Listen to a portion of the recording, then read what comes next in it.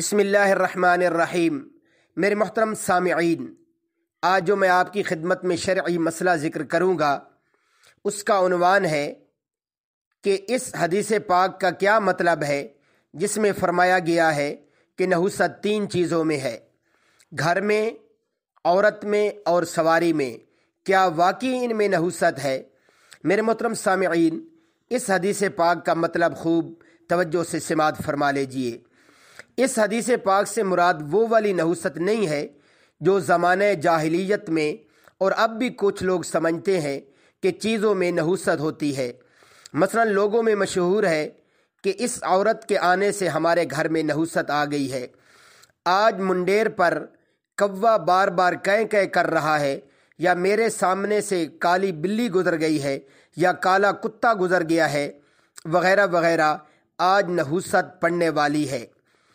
میرے محترم سامعین، اس بات کو خوب توجہ سے سن لیجئے کہ آپ صلی اللہ علیہ وآلہ وسلم نے فرمایا کسی چیز میں نحوست نہیں ہے۔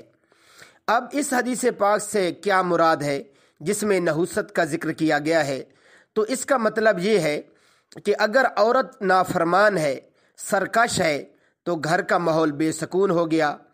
اور گھر کی نحوست سے مراد یہ ہے گھر چھوٹا ہے، ہوادار نہیں ہے، چھاؤں دھوپ کا خاصا انتظام نہیں ہے، تو اب اس گھر میں رہنا بھی مشکل ہے، بے سکونی ہے۔ اور سواری کی نحوست سے مراد یہ ہے سواری کسی کام کی نہیں ہے، سرکش ہے، چلتی نہیں ہے، وقت پر پہنچاتی نہیں ہے، منزل کی جانب بدکتی ہے، وغیرہ وغیرہ۔ تو اس حدیث پاک سے یہ مراد ہے، نہ کہ فی نفسی ہی ان چیزوں میں نحوست ہے۔ اور اوورآل آپ صلی اللہ علیہ وسلم کے فرمان کے مطابق فی نفسی ہی کسی چیز میں نحوست نہیں ہے۔